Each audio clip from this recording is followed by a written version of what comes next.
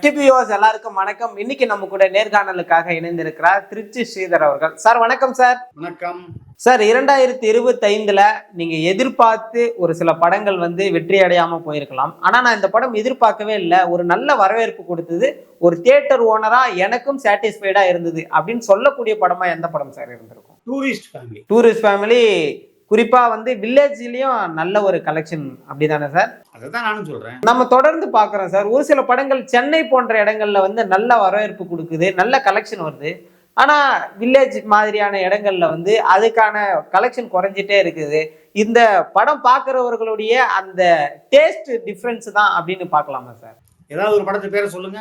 இங்க சென்னையில ஓடக்கூடிய நல்ல கமர்ஷியல், சென்னையில ஓடக்கூடிய படம் கிராமத்துல ஓடலன்னு சொன்னீங்கல்ல, அது ஒரு படத்தை ஏதாவது ஒரு படத்து பேர் சொல்லுங்க சார். மலையாள படம் லோக்கான ஒரு படம் ரீசெண்டா வந்திருந்தது.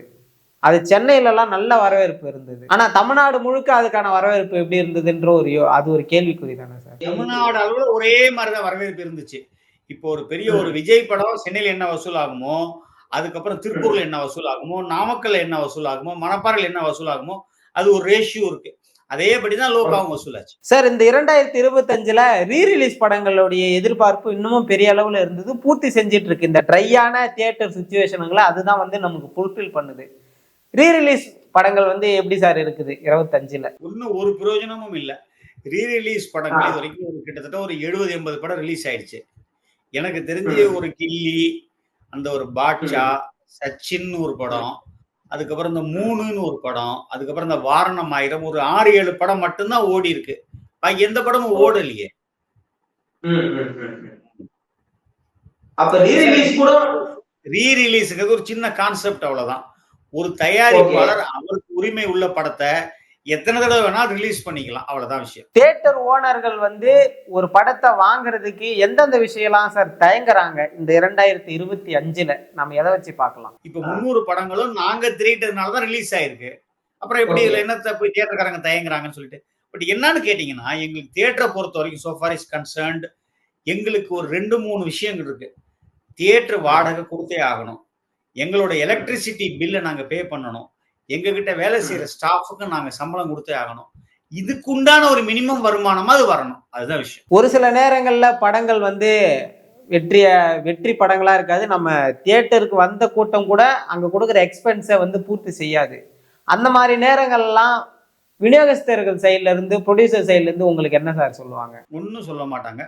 நாங்க 3 பேரும் சேர்ந்து நஷ்டத்தை சந்திக்க வேண்டியதுதான் சார். ஒரு காலத்துல தியேட்டர் உரிமையாளர்கள் ஒரு படத்தை தூக்கி நிறுத்தினாங்க. இன்னைக்கு சோசியல் மீடியா இன்ஃப்ளூயன்சர்ஸ் இவங்க தான் இந்த படம் ஓடணும் ஓடக்கூடாதுன்னு தீர்மானிக்கிறாங்க. ரிவ்யூ ஒரு படம் நல்ல படம்னு சொல்லுது, ரிவ்யூ பார்த்துட்டு போறாங்க. இது ஆரோக்கியமா இருக்கா? அதை எப்படி பாக்குறீங்க? இது முதல்ல ஒரு பொய்யான ஒரு பிம்பத்தை கட்டமைக்கிறாங்க. நீங்க ஒரு 10 சோசியல் மீடியால ஒரு படத்தை நல்லா இருக்குன்னு சொல்றதுனால அந்த படம் ஓடிடுறதும் இல்லை. நீங்க ஒரு 10 இன்ஃப்ளூயன்சர் சேர்ந்து ஒரு படத்தை நல்லா இல்லைன்னு சொல்றதுனால அந்த படம் ஓடாம நின்றதும் கிடையாது. ஒரு படத்தை விமர்சிப்பவர்கள் அந்த விமர்சனத்தை பார்த்துட்டு அவங்க பாட்டுக்கு படம் பார்க்கணும்னு நினைக்கிறவங்க பாக்குறாங்க, வேண்டான்னு நினைக்கிறவங்க அதை விட்டுறாங்க. ஸோ அந்த இன்ஃப்ளூயர்ஸ், சோ கால்டு இன்ஃப்ளூயன்ஸ், அந்த சமூக வலைதளங்கள்லாம் ஒரு படத்தினுடைய வெற்றி தோல்வியை ஒரு 5% வேணா கூட குறைச்சல் பண்ண முடியுமே ஒழிய, ஒரு வெற்றி படத்தை உங்களால தடுக்கவும் முடியாது, ஒரு தோல்வி படத்தை உங்களால தூக்கி நிறுத்தவும் முடியாது. அது ஒரு தப்பான ஒரு கட்டமைப்பு. ஒரு இன்னும் சொல்ல போனா பச்சையா சொல்றேன், யார் வருத்தப்பட்டாலும் சரி, அது ஒரு முட்டாள்தனமான ஒரு கணக்கீடு. ஒரு படத்துடைய வெற்றி விழா இப்பெல்லாம் 3 நாள்ல கொண்டாடுறாங்க அப்படின்றப்போ மக்களை தியேட்டருக்குள்ள கொண்டு வர்றதுக்கு அவங்க உதவுறாங்க தானே சார்? இல்ல இல்ல இல்ல, அது ஒரு தப்பான கலாச்சாரம். ஒரு படத்தினுடைய வெற்றி விழாவை 3ஆவது நாளே கொண்டாடுறதுனாலதான் அந்த ஹீரோ அடுத்த படத்து சம்பளத்தை ஏத்திடுறாரு. ஒரிஜினலா அந்த படம் 3 நாள்லயே 4 நாள்லயே கலெக்ஷன் இல்லாம நின்றுடுதுன்னு சொல்லி ஒரிஜினல் கலெக்ஷன் அந்த ப்ரொடியூசர் அந்த ஹீரோட சொன்னா அடுத்த படத்துக்கு அட்லீஸ்ட் பழைய சம்பளமாவது வாங்கிப்பாரு. அது தயாரிப்பாளர் செய்யக்கூடிய மிகப்பெரிய ஒரு கோமாளித்தனம். தயாரிப்பாளர்கள் நடிகர்களை காம்ப்ரமைஸ் பண்ணணும், அவங்களுக்கு இணக்கமா பண்ணணும்ன்றதுக்காக இந்த வசூல் வேட்டைகள்லாம் பெரிய அளவுல போடுறாங்கன்றதெல்லாம் ஒரு விமர்சனம் இருக்கு. அது ஏற்றுக்கொள்ளக்கூடிய ஒன்றாக உண்மை அதுதான். ஆனா தியேட்டர்ல அந்த ப்ரொஜெக்ஷன் இல்ல. ப்ரொஜெக்ஷன் இல்லைன்னா எனக்கு புரியல எனக்கு சார். தியேட்டர்ல கூட்டம் வராத போதும் படம் 100 கோடி 150 கோடி வசூல் வந்தது அப்படின்னு சொல்றாங்கல்ல, அதை கேட்கிறேன். அது நீங்க தயாரிப்பாளர் கேட்கணும். அவங்க தவறு பண்றாங்கன்னு நான் ரொம்ப நாளா சொல்லிட்டு இருக்கேன். தயாரிப்பாளர் யூனியன்ல ஏதாவது சிக்கல் இருக்குமா சார்?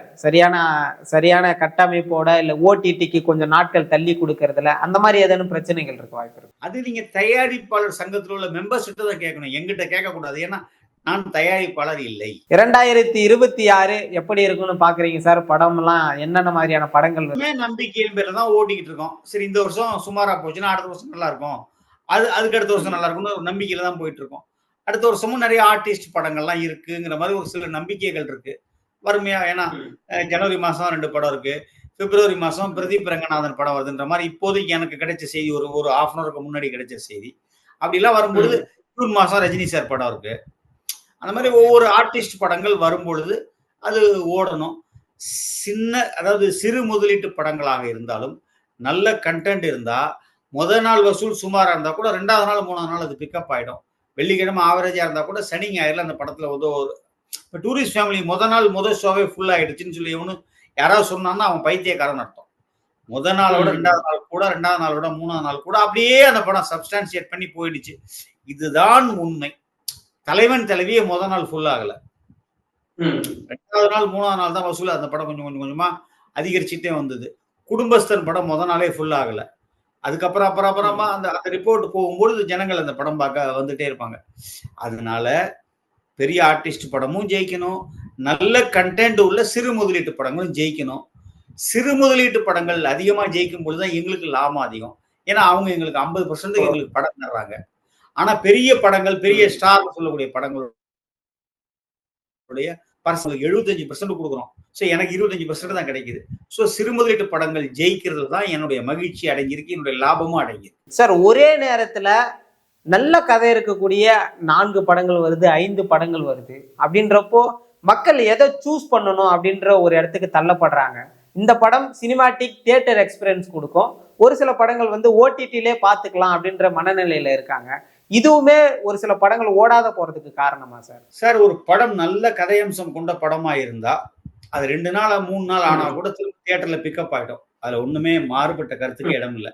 இதை ஓடிடில பார்க்கலாம் அவன் டிசைட் பண்ணிட்டானா ஓடிடில தான் அவன் பார்ப்பான். அதுல வந்து நீங்க ஒண்ணுமே பண்ண முடியாது. நான் எக்ஸாம்பிளா மெய்யழகன் படத்தை கேட்கலாம்னு நினைக்கிறேன் சார். அது வந்து எப்படி தியேட்டர்கள் மத்தியில வரவேற்பு இருந்ததுன்னு எனக்கு சரியா தெரியல. அந்த நேரத்துல லப்பர் பந்து வந்து ஒரு பெரிய ஹிட். அதாவது மெய்யழகன் பொறுத்த வரைக்கும் படம் பரவாயில்லை, ஆனா ஒரு மிகப்பெரிய வெற்றின்னு நான் சொல்ல மாட்டேன். அந்த படம் ஓகே அவ்வளவுதான். ஆனா கதையா வந்து தியேட்டர்ல இருந்து ஓடிடிக்கு வந்த பிறகு இதை மிஸ் பண்ணிட்டோம்னு எல்லாரும் நாங்க எல்லாம் பார்த்து ஏங்கணும். அதுக்காக இந்த கேள்வி வச்சேன் சார். அதுதான் சார், ஒரு சில நேரங்கள்ல தவறு நடந்துரும். அதனால தவறே மொத்தமாவே ஒரு ஒரு ஒரு விஷயம் சொல்லிட முடியாது. Where there is a rule, automatically there will exceptions also. குறிப்பா கடந்த ஒரு 2 வருடங்களாகவே தமிழ் சினிமா ரசிகர்கள் வந்து மலையாள சினிமா, குறிப்பா கன்னட சினிமா இதை பார்த்து ரசிக்க ஆரம்பிச்சுட்டாங்க. வெளி மாநிலத்து படங்கள், வெளிமொழி படங்கள் வந்தா தமிழ்நாட்டுல ஒரு பெரிய கலெக்ஷன் எடுத்துட்டு போகுது. இதை எப்படி சார் பாக்குறீங்க? இதுக்கு நான் 2 விதமா பதில் சொல்லணும். தமிழ் ரசிகர்கள் அப்படின்னா அவங்க வந்து ரொம்ப அறிவார்ந்தவர்கள். எந்த மொழியிலிருந்து ஒரு படம் வந்தாலும் அந்த படம் நல்லா இருந்தா அதை பார்ப்பாங்க, ரசிப்பாங்க, ஆதரவு கொடுப்பாங்க.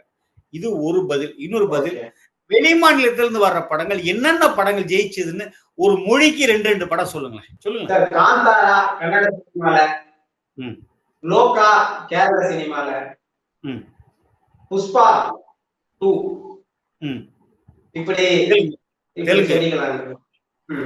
இப்ப 3 படம் சொல்லிட்டீங்கல்ல, எக்ஸ்ட்ராவா ஒரு 2 படம் சொல்லுங்க. தெலுங்குல புஷ்பாவை தவிர வேற என்ன படம் ஹிட்? ஒரு புஷ்பா, ஒரு பாகுபலி ஜெயிச்சிருக்கு. கன்னடா பொறுத்த வரைக்கும் ஒரு காந்தாரா, ஒரு கேஜிஎஃப் ஜெயிச்சிருக்கு. மலையாள படத்தை பொறுத்த வரைக்கும் ஒரு லோகா, ஒரு மஞ்சுமெல் பாய்ஸ், அது மாதிரி ஒரு 2 படம் 3 படம் ஜெயிச்சிருக்கு. சோ அவங்கள்ட்ட ஒரு வருஷத்துல ஒரு 150 படம் ரிலீஸ் ஆகும்போது அதுல ஒரு 2 படமும் 3 படமும் இங்க வரவேற்பு பெறது ஒன்னும் ஒரு ஆச்சரியமான விஷயமே இல்லையே. ஓகே, அப்ப கம்பேர் பண்றதே தப்புன்ற மாதிரி நீங்க சொல்றீங்க.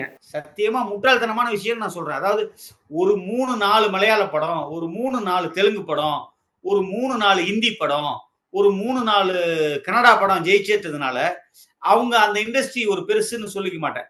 ஆனா ஹிந்தி இண்டஸ்ட்ரி என்னைக்குமே பெருசு. என்ன காரணம்னு கேட்டீங்கன்னா, யாருக்குமே புரியாத ஒரு சின்ன விஷயத்த சொல்லிடுறேன். நான் இந்தி பேசும் மாநிலங்கள் மொத்தம் 23 மாநிலங்கள் இருக்கு. இந்தி பேசாத மாநிலங்கள் ஒரு 10 மாநிலங்கள் தான் இருக்கு.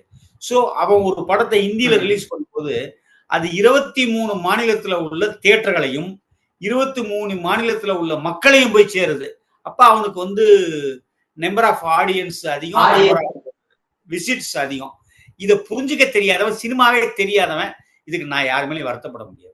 நிச்சயமா சார், இந்த புரிதல் வந்து எனக்கே இப்பதான் வந்திருக்கு அப்படின்னு நான் நினைச்சுக்கிறேன். ஏன்னா லோகா படம் வந்து ஒரு பெரிய வசூல், கேரளாலே வந்துட்டு ஒரு டாப் 10 டாப் 5 மூவிஸ்ல இருக்குன்றப்போ அந்த படத்துடைய வசூல் சிவகார்த்திகேயனே வச்சிருக்கிறாரு அப்படின்றப்போ அது கம்பேர் பண்றதே ஒரு முட்டாள்தனமோ அப்படின்ற ஒரு புரிதல் வந்திருக்கு சார். நிச்சயமா சார், இன்னைக்கு தமிழ் சினிமால இருக்கக்கூடிய பல்வேறு படங்கள் பத்தின சுவாரஸ்யமான விஷயங்கள், பல்வேறு விஷயங்கள் பேசணும். நம்ம தொடர்ந்து பேசுவோம் சார். நன்றி சார். ரொம்ப நன்றிங்க, ரொம்ப நன்றி.